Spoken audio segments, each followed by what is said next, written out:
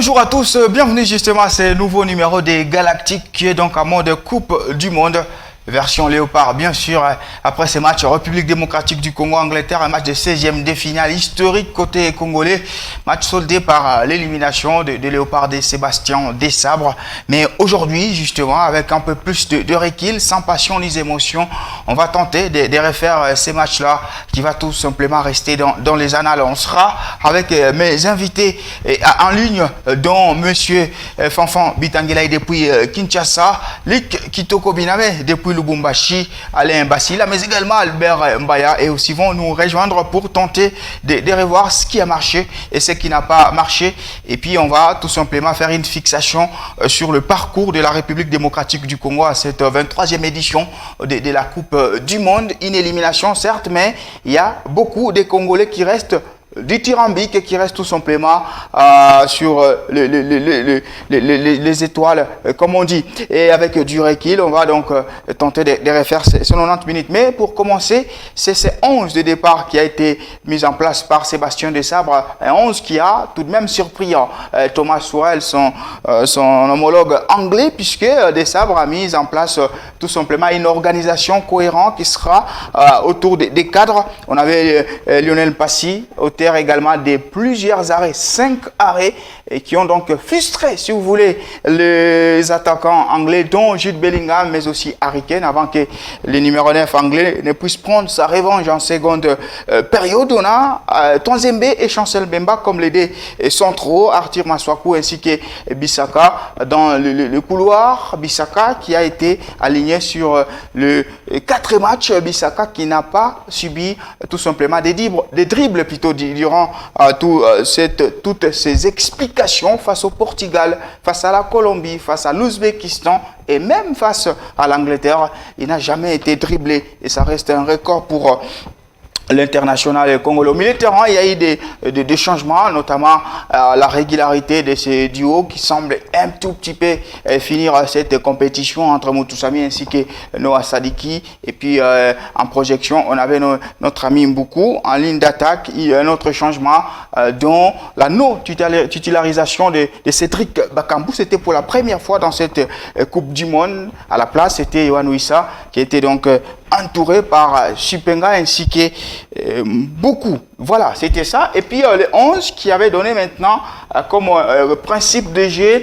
une organisation cohérente autour des cadres, notamment en défense. Au milieu de terrain, on avait déjà Moutoussamy et puis Yohan Wissa qui sont donc les cadres. La ligne défensive, elle a été composée des cadres. Au milieu de terrain, on a fait du 109 avec Mboukou et notre ami, non, justement avec Ngalel Moukaou, mais aussi Noah Sadiki. Et puis justement, dispositif dense, axé sur l'expérience, mais également l'intensité apportée justement par les Léopards pour essayer de dominer les demi-espaces anglais. Et on a vu en première mi-temps que les Anglais étaient en difficulté puisqu'ils étaient dominés dans les demi-espaces. Ils ne pouvaient plus se projeter devant. Et quand ils pouvaient le faire, ils n'avaient pas justement la profondeur ni également des espaces. Il y a eu de l'équilibre au milieu de terrain avec Sadiki et Moutoussamy, surtout l'intensité de notre ami Sadiki.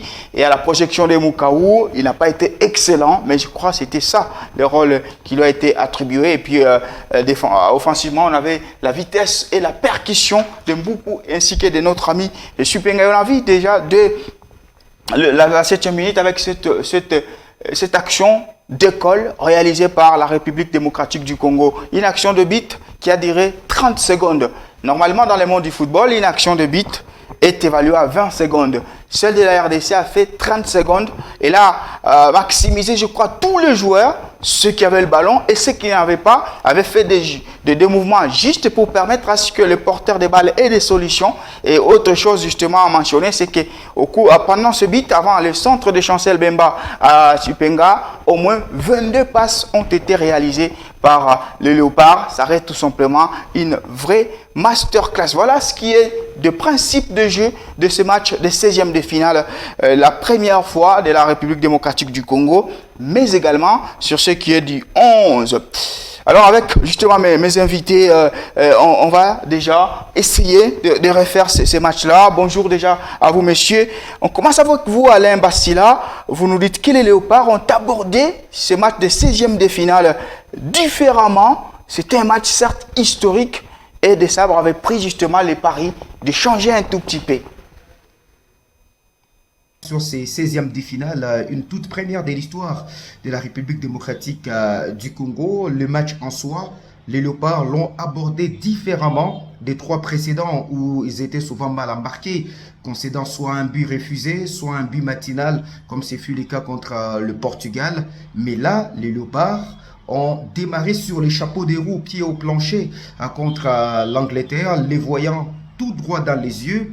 Ils ont tenu les ballons et d'ailleurs les buts, c'est un grand art.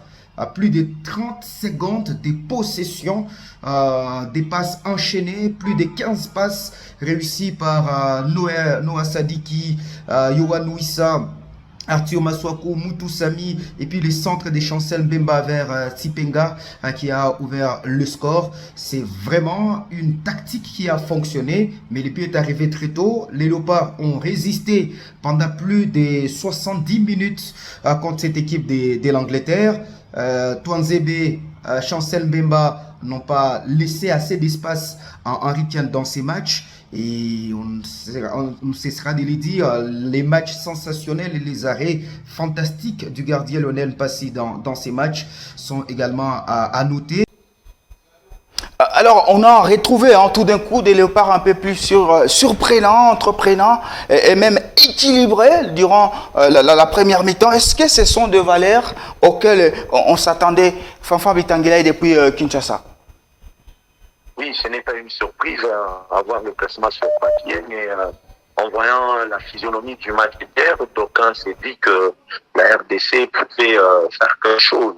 La physionomie nous a montré que l'Angleterre était prenable et qu'il fallait qu'on y mette du sien et qu'on tienne jusqu'à la fin de la partie. Mais malheureusement, la maladie de plusieurs sélections africaines a frappé même la RDC. La RDC qui, d'habitude, est une équipe qui réagit et ce, en fin de partie, a été malheureusement prise à son propre piège et il y a eu cette élimination qui a fait du mal pratiquement à plusieurs personnes, y compris nous-mêmes, en tant que Congolais, même si nous sommes analystes.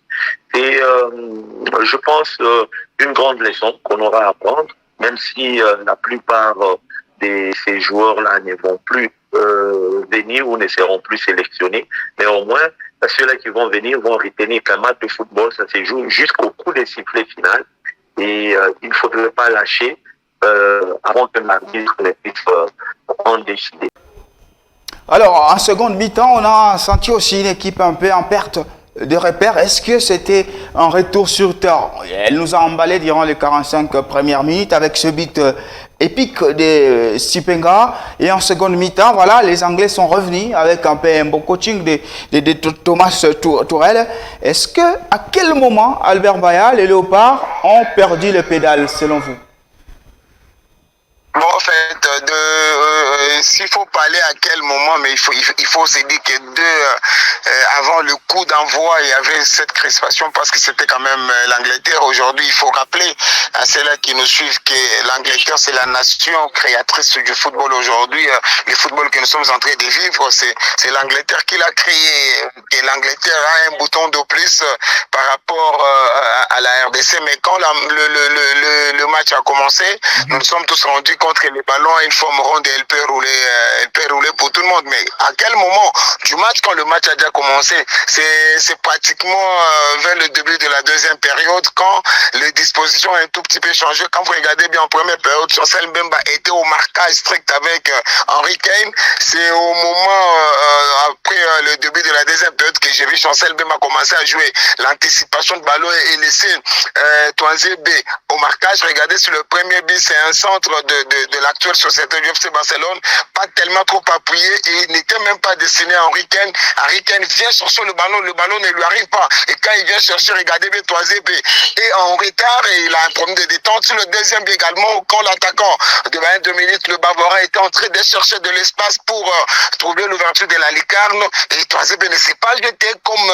pourrait le faire tout le défenseur. Donc pour moi, à quel moment je commençais à avoir un peu de doute, c'est au début de la deuxième période où on n'a pas été très compact comme nous l'avons été en première période. Et du coup, la question, elle est là. Je vais garder Fanfan Bitangila et on va répartir à Kinshasa, bien sûr. Du coup, la question, elle est là. Est-ce que la deuxième mi-temps avait-elle été mal gérée par les coachs Sébastien Desabre? Dès le retour, déjà la reprise des jeux, il fallait qu'on puisse procéder à quelques remplacements, plus particulièrement donner du 109 vers l'heure des jeux, hein, vers la 60e minute. Il fallait peut-être demander à descendre Maswaku pour monter Joris Kaembe, blinder un tout petit peu les milieux avec Edo Kaembe, lorsqu'on a vu que beaucoup ne donnait plus. Il fallait également remplacer peut-être pour une fois Chancel Demba et faire confiance à Capoadri. Donc il y avait autant de remplacements, surtout dans la sphère défensive, question d'éviter le désastre. Si vous voyez bien les deux buts, c'est une négligence. On sent que lorsque Wan-Bissaka veut se diriger vers Gordon, il doute, il laisse alors qu'il pouvait avancer et botter le ballon un tout petit peu loin. Sur le deuxième coup également, on laisse la construction anglaise être faite et le centre d'Harry Kane qui arrive d'abord, on fait circuler les ballons et ça arrive à Harry Kane. Il y a le temps même d'effacer son vis-à-vis et de tirer. Donc voilà ce qui pouvait être fait, mais la physionomie du match à un moment donné, c'est ça même. Le football reste un jeu d'erreur, un jeu d'erreur. On marque lorsqu'il y a une erreur, comme me disait des maîtres, et là, la RDC a choisi le mauvais moment pour ne pas être fort mentalement, mais également blinder son milieu de terrain ou pourquoi pas bien éveiller sa défense. Alors, Fanfan Bitangelaï estime que c'est en seconde période où la tendance a commencé à basculer. Le Kitoko, vous estimez que juste après le but de Léopard, à la 7e minute, vous avez retrouvé des joueurs en train de réfléchir, ils ne savaient pas quoi faire. Est-ce qu'il fallait laisser défendre ou il fallait continuer à attaquer? Je crois que la République démocratique du Congo perd ce match par le simple fait que les idées des joueurs étaient à partager sur les terrains à partir du moment où on marque les buts. Vous allez remarquer que nous commençons le match, tous les joueurs vont dans un même sens. Mais à partir du moment où nous marquons, les idées étaient partagées, les envies étaient partagées. Certains voulaient défendre les buts et je crois que vous l'avez constaté dans la suite de la première période. Après l'ouverture du score, il y a des joueurs qui restaient derrière pour conserver l'avance sur les Anglais et d'autres qui voulaient aller renforcer l'avantage. Et une équipe divisée ne pouvait pas faire face à cette équipe anglaise. Heureusement, en première période, on n'a pas encaissé des buts et les Anglais, eux, sont restés dans une même idée. Ils sont restés dans un même ordre d'idées. Ils ont continué à se procurer des occasions, à forcer encore un peu plus le verrou côté République démocratique du Congo, mais ils n'ont pas réussi à le faire sauter en première période. Mpassi était là, il a répondu présent. Si les gardiens de la République démocratique du Congo n'étaient pas dans son jour, dans son soir, on pouvait prendre des buts déjà en première période. Mais cela se laissait voir en première période pour une lecture de ce que serait la seconde période. Mais malheureusement, notre entraîneur n'a pas eu non plus cette vigilance-là de pouvoir ajuster les choses. Il a laissé les mêmes joueurs pouvoir continuer dans ce même rythme en seconde période, raison pour laquelle on a vu que les Anglais, à force d'essayer, ils ont fini par faire craquer la défense de la République démocratique du Congo parce qu'il y a eu des actions plus intéressantes que des actions de buts. Parce que pour moi, les buts qu'ils marquent, c'est des buts faciles. Et des actions où ils pouvaient marquer, ils n'ont pas réussi à le faire puisque la défense répondait. Et quand on parle d'une République démocratique du Congo qui a comme force la défense, ça s'est bien vu dans la première période et avant la 75e minute, depuis l'ouverture du score de la RDC. Les Anglais ont eu des meilleures occasions, mais la défense et même le gardien qui est Mpassi, ont constitué tout simplement un mur contre les Anglais. Donc il nous a manqué un tout petit peu l'expérience dans la gestion du match. Je crois que c'est ce qui nous a fait perdre ce match-là. À partir du moment où on marque, si c'est une équipe qui a de l'expérience, elle sait gérer la structure tactique du début jusqu'à la fin du match. Il y a des matchs où une équipe marque et va jusqu'à conserver ses buts-là jusqu'à la fin de la rencontre. Mais nous, à partir du moment où on marque, on est beaucoup plus revenu défendre On a supprimé toutes les intentions offensives qu'on avait en début de match. Et pourtant, ce match-là, le perdre ou ne pas le perdre, nous, la République démocratique du Congo, on n'avait rien à perdre puisqu'on n'était pas favoris devant les Anglais. C'est intéressant ce que relève Luc Kitoko quand il parle de la structure tactique qui n'a pas su plutôt tenir jusqu'à la fin de cette explication. Alain Basile, on revient à vous. Vous vouliez justement mentionner maintenant le rôle du coaching en seconde période. On a retrouvé nos amis anglais avec Thomas Tuchel plus épanoui, surtout après les entrées de Saka ainsi que de Gordon. Au moment du coaching, Thomas Tuchel a fait le nécessaire parce qu'il a changé les hommes et pas des tactiques. Il a mis Saka et Gordon sur les côtés aux places des Rashford ainsi que Noni Madueke. Il a repositionné Declan Rice comme latéral. Et les appétits offensifs des O'Reilly, Nico, les joueurs de Manchester City se sont sentis. Les Léopards ont été pris en étau dans la seconde période du match. Et sur les 3 ballons touchés dans la surface des réparations, un grand attaquant est passé par là. Henry Kane, d'abord l'action du penalty non sifflé en première période. Et puis, les 2 buts, c'est les 2 seuls ballons que l'attaquant du Bayern de Munich a eu dans ces matchs. Et il les a parfaitement bonifiés. Donc, c'est un match qui s'est joué sur des petits détails. Sébastien Desabre, c'est vrai, il n'a pas été réactif au moment du coaching à la 70e minute du jeu. D'ailleurs, au moment où il préparait les 2 premières entrées, notamment celle des fistons Kalala Mayele, c'est en ces moments-là que les Anglais ont tenu le ballon jusqu'à ne pas les faire sortir. D'ailleurs, en Première Ligue, c'est une stratégie. Lorsqu'un entraîneur prépare les changements, on veut avoir les ballons les plus longtemps possible pour essayer de chercher l'adversaire dans ses retranchements. C'est ce qui a été fait et le but égalisateur est arrivé. Mais avant cela, l'histoire aurait été différente si Yohan Wissa avait inscrit ses buts du chaos à 1-0. Les Anglais ne pouvaient pas revenir dans ces matchs, mais Thomas Tuchel l'a reconnu même en avant-match que les Léopards, c'est une des équipes qui savait rendre la vie difficile, et les Three Lions l'ont senti lors de ces 16e de finale.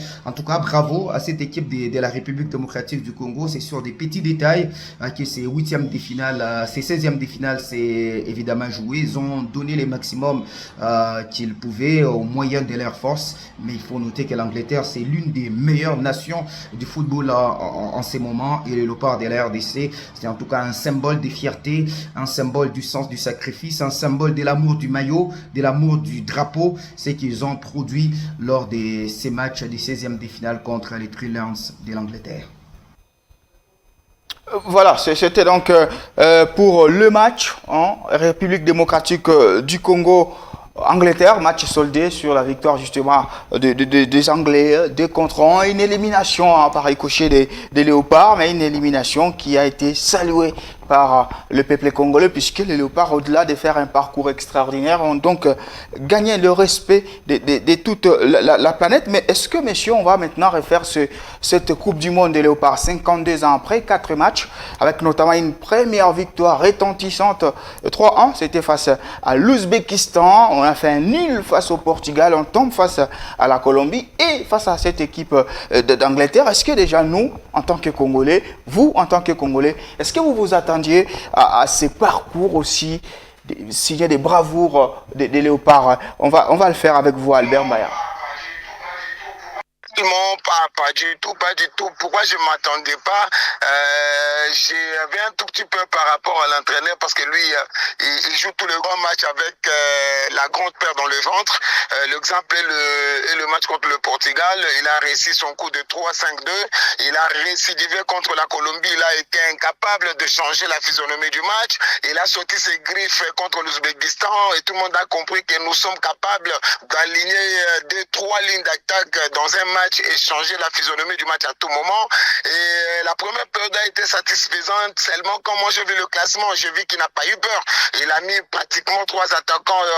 Yabakambu qui a commencé sur le banc, mais Yohan Wissa qui a commencé en pointe avec les 2 ailiers type, notamment Chipeng, le Bitter, ainsi que Nathanaël Mboukou. Et derrière, le milieu du terrain, c'était quand même des techniciens capables de décorer sur les ballons. Noah Sadiki, Moutoussami et Mukaou, c'était quand même bien, c'est à ce moment-là que nous avons tous compris que l'entraîneur n'a pas eu peur, il a compris que c'est un match du Vatou. Et voilà comme ça que nous avons une très belle première période et nous avons même inscrit le but. On était capable de faire un deuxième, le ballon de Yohan Wissa qui finit sa course sur le monton droit du cage anglais. C'était pratiquement un but dedans. Alors tout ça, ça démontre qu'on a bien appris la matière et qu'on peut titiller n'importe quelle nation au monde. Et pour vous, Alain Bassila, il n'y a aucun doute, les Léopards de la République démocratique du Congo ont bel et bien réalisé un parcours historique. Évidemment, ces parcours de la RDC, il est historique. Il est historique, on n'attendait pas ces léopards sortir la tête de l'eau de ces mondiales américains, surtout dans le groupe composé du Portugal, de la Colombie, qui sont des nations qui sont bien assises en termes du football. L'Ouzbékistan qui commence à se structurer, parce que nous ne l'oublions pas, l'Ouzbékistan a fait jouer une des équipes les plus jeunes de ces mondiales, et c'est le fruit de leur sélection U17, U20 et U23 qui ont fait sensation lors des dernières éditions des mondiales des jeunes. Donc la RDC, c'est encore une équipe qui se recherche, une équipe qui doit se structurer à l'avenir, mais il y a des choses importantes à noter de ces parcours de la RDC. Les attitudes ont été exceptionnelles. Le gardien Lionel Passy, qui est arrivé avec les faveurs des pronostics défavorables, a convaincu. C'est l'un des meilleurs joueurs de cette sélection de la République démocratique du Congo. La cohésion, on a senti que cette défense de la RDC ne s'est pas disloquée comme on pouvait les voir dans les matchs amicaux ou lors de la récente Coupe d'Afrique des Nations. Cette solidité défensive s'est pleinement installée avec la paire Touanzebe et Chancel Mbemba. Sur le côté, Arthur Maswako a sorti une masterclass lors de cette Coupe du Monde. Que dire des Aaron Van Bissaka, qui a été impérial dans tous ses duels. Il a bouffé tous ses adversaires directs, que ce soit Liao, Pedro Neto, Bernardo Silva. Il y a également John Harris, le Colombien. Même son face-à-face face à Marcus Rashford lors de ses 16e de finale a été intéressant. Il n'a pas été dribblé lors de cette phase finale de la Coupe du Monde du football. Il y a également le sens du sacrifice. On a vu les travails abattus par le milieu de terrain travailleurs. Ils n'ont pas le talent absolu, mais ce sont des joueurs qui ont ce sens du box-to-box, qui savent tenir les ballons, qui savent coller leurs adversaires. Ils ont résisté à des joueurs beaucoup plus techniques comme Vitinha, Joao Neves ou encore Bruno Fernandes. Là, je parle du trident Moutoussami, Mukao, Sadiki, Edo Kaembe qui ont été brillants également lors de cette phase finale de la Coupe du Monde. Et puis la jeunesse en fougue des léopards de la RDC, Mboukou et Sipenga, qui ont fait en tout cas une belle édition de la Coupe du Monde. Mais aussi, il ne va pas sans parler de l'apport et de la confirmation du leadership offensif de Yohan Wissa qui s'est confirmé. On a senti son absence lors de la dernière édition de la Coupe d'Afrique des Nations. Là, il s'affirme clairement comme l'atout numéro 1 offensif des léopards de la RDC. Fiston Kalala Mayele a apporté également sa pierre à l'édifice. Lui qui sera toujours ses jokers de luxe dans cette équipe nationale de la République démocratique du Congo. Bref, c'est un parcours héroïque pour les hommes de Sébastien Desabre. Beaucoup de fierté, beaucoup de positifs dans ces bilans de la RDC. C'est une équipe qui pourra grandir à l'avenir et avoir encore de la maturité pour revenir très fort en 2030, peut-être avec une nouvelle génération, une génération beaucoup plus mature, une génération beaucoup plus solide pour essayer de franchir un autre cap à la Coupe du Monde. Alors, je vais vous garder en Bassila, essayez un peu de résoudre vous-même cette équation. Voilà, vous êtes toujours dithyrambique par rapport au parcours de la République démocratique du Congo, mais dites-nous à quel moment ou à quel niveau nous avons frappé dans cette Coupe du Monde. Analyser le parcours de la République démocratique du Congo dans cette Coupe du Monde nous fait penser à deux équations. La première équation est celle de la fierté, de l'émotion, de la passion, des sensations que ces léopards nous ont procurées tout au long de ces 2 semaines passées aux États-Unis, au Mexique et au Canada pour la Coupe du Monde. Il y a également l'essence du sacrifice. Ils ont mouillé les maillots avec tout ce qu'ils pouvaient donner du maximum. Ils n'avaient pas des adversaires, en tout cas moins abordables. C'était des grosses cylindrées du football. Le Portugal, pour commencer, on a vu qu'ils ont résisté. Et puis la Colombie, où ils ont craqué avec des arrêts décisifs de Lionel Messi. L'Ouzbékistan qui nous a posé des problèmes, mais on a réussi à décanter la situation. Et puis ces matchs contre les Three Lions de l'Angleterre qu'on a tenu dans les cordes, mais par expérience, par la force d'habitude, par un grand attaquant qui est passé par là, Harry Kane, on a senti que ces léopards de la RDC se sont désemparés. Alors, on a compris que la RDC vient de frapper un grand coup, hein, justement, à travers cette Coupe du Monde. Mais au-delà des satisfactions, au-delà du fait qu'ils ont marqué l'histoire, ces Congolais-là, Albert Mbaya, vous vouliez mentionner le fait que c'est aussi des leçons qu'on aura apprises du côté des États-Unis, du Mexique et du Canada. Exactement, je suis parmi les hommes les plus satisfaits de cette participation. Nous avons tiré beaucoup de leçons, comme je venais de finir tout à l'heure pour vous dire que la grande première leçon est commencer les préparatifs par le Danemark. Nous avons joué le Portugal dans cette phase finale. Nous avons joué la Colombie, l'Ouzbékistan, on a fini par l'Angleterre et on n'a pas été ridicule parce que si vous regardez surtout le score, on a perdu sur le quart d'un but seulement, on a perdu contre l'Angleterre, quart d'un but contre la Colombie, quart d'un but, c'est-à-dire que dans cette Coupe du Monde, nous avons beaucoup plus appris qu'on avait peur. Donc aujourd'hui, la volonté ferme est d'y revenir très vite, rentrer là très vite pour maintenant aller comme des expérimentés parce qu'on était des vrais outsiders. Vous avez vous-même dit ici que c'est une Coupe du Monde que nous avons joué après 52 ans et pratiquement il n'y a aucun visage qui est revenu depuis 1974. Mais si nous revenons encore la saison prochaine, on peut avoir de revenants et ça peut faire une très bonne leçon, un très bon apprentissage.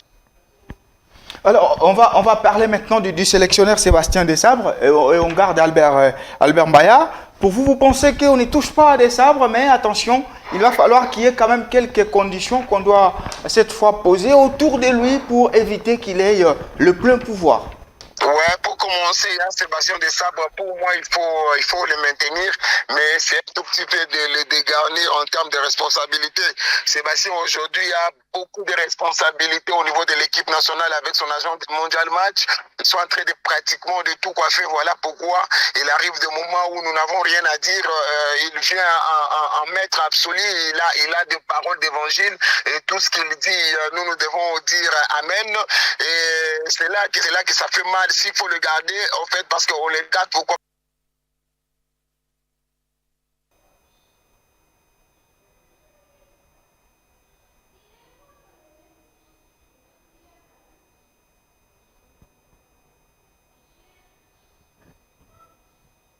Essayer de trouver une solution. Pour les cadres, il y a comme Cédric Bakambu, moi je pense qu'il doit faire ses adieux à l'équipe nationale. Il a beaucoup donné.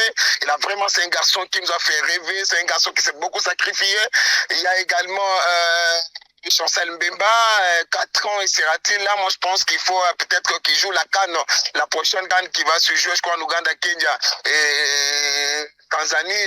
Là, il peut aussi essayer de faire ses adieux à l'équipe nationale. Arthur Maswaku également peut aussi essayer de laisser la place. Nous avons beaucoup de latéraux gauche. Vital Simba n'a pas de place parce que Maswaku doit être là. Il y a les Rocky Bouchiri, ils sont pratiquement 4-5 qui peuvent aujourd'hui, Gaël Kakuta également, ils peuvent aujourd'hui profiter de la CAN prochaine, essayer de faire les adieux et laisser la place à la génération montante et les Méchak également. Alors, on a compris pour Albert Mbaya, on ne touche pas à Desabre, mais on essaie un tout petit peu de réduire son champ d'expérimentation, de pouvoir, son champ d'action.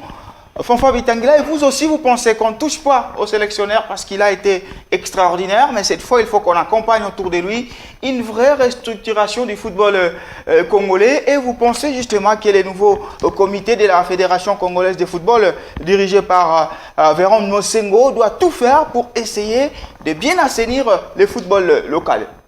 Bon, si j'étais à la FECOFA, je me place moi en tant que dirigeant de la FECOFA, je garderais Sébastien Desabre pour la continuité. Il y a une philosophie, il a tenté et ça commence à lui réussir. Je pense qu'avec les critiques, il pourrait changer. Je l'ai dit, il faudrait qu'on puisse miser sur le fondage. Bon, si j'étais à la FECOFA, je me place moi en tant que dirigeant de la FECOFA, je garderais Sébastien Desabre pour la continuité. Il y a une philosophie, il a tenté et ça commence à lui réussir. Je pense qu'avec les critiques, il pourrait changer. Je l'ai dit, il faudrait qu'on puisse miser sur le fondage et également sur le football local. Et les perspectives, c'est également, je pense aujourd'hui, les binationaux qui doutaient, ils se disent que je peux changer de nationalité mais jamais jouer dans l'équipe nationale alors que les possibilités sont augmentées, de bien vouloir également être contacté, comme Véron Mosengo l'a dit, dans l'un de ses speeches ou dans son programme. Et pour les restes, je pense que l'État congolais devra investir également grandement dans les infrastructures, mais également dans le football scolaire, le football universitaire et le football féminin également. Et même dans les groupements sportifs, on peut toujours trouver des bons athlètes. Voilà, peut-être que faire Sébastien Desabre, pour moi, je les garderai. Et associé également là, peut-être encore un autre coach très idée et très expérimenté. Certes, Sébastien Desabre a acquis beaucoup d'expérience avec la République démocratique du Congo, ça il faudrait le dire. Alors, tentons de comprendre avec vous, Alain Bassila, pourquoi Desabre est si important dans cette nouvelle ère du football en République démocratique du Congo. Vous pensez qu'il a réussi depuis 2022 à mettre en place un cadre dans lequel les joueurs viennent. Il a séduit, s'il faut utiliser les mots, les binationaux. Et aujourd'hui, tout le monde rêve de la République démocratique du Congo. Il y a les sélectionneurs qui avaient signé un contrat d'objectif, il faut les rappeler, préciser le cadre. Sébastien Desabre arrive dans un contexte où cette équipe de la RDC était en déliquescence sous Hector Cooper. Il fallait la qualifier immédiatement à la Coupe d'Afrique des Nations après avoir mal débuté les éliminatoires de la CAN. Il l'a fait. Et lors de cette première CAN, il est allé au-delà de l'attendu en atteignant les demi-finales de la Coupe d'Afrique des Nations.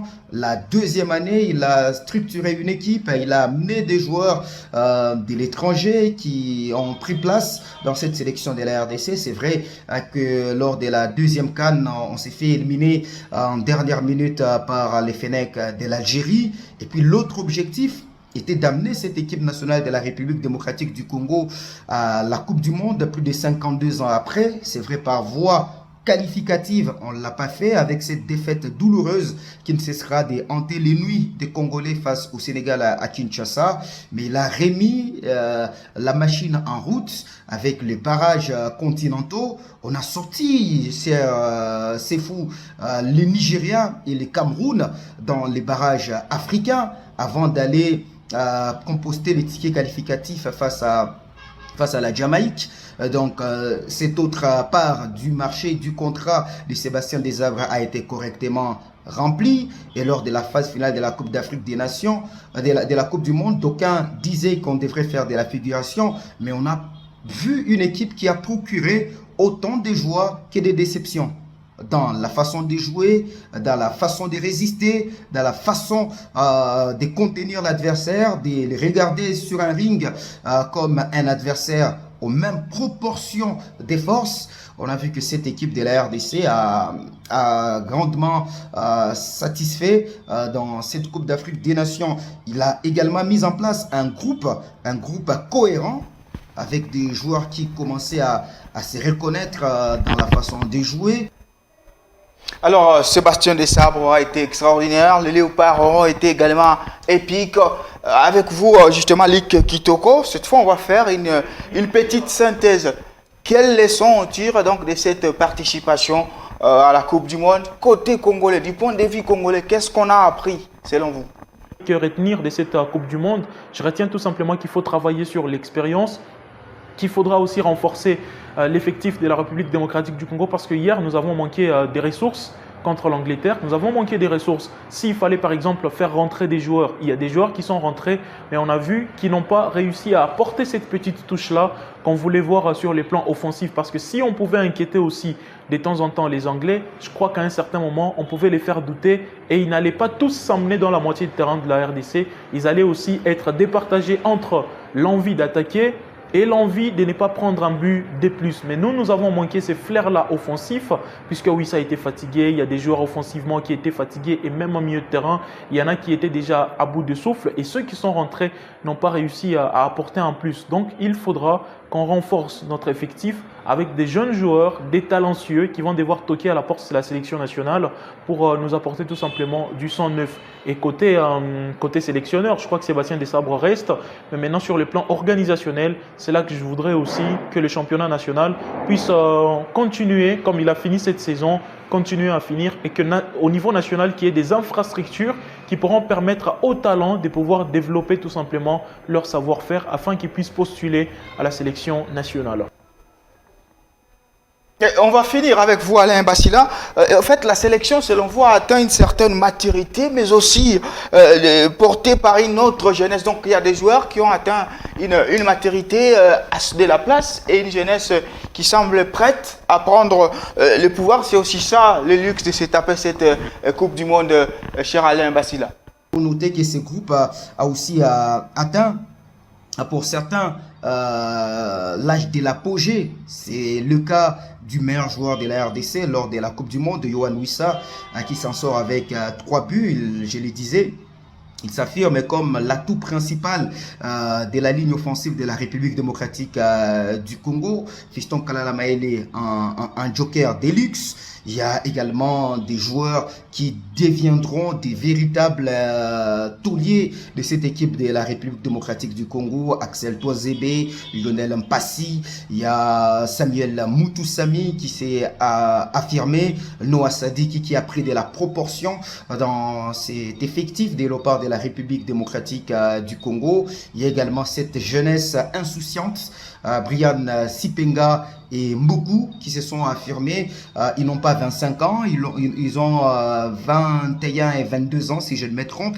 Donc ils ont l'avenir devant eux pour s'affirmer dans cette équipe de la République démocratique du Congo. Et on espère qu'ils vont donner encore le maximum pour essayer de mouiller les maillots comme il faut avec le léopard de la RDC.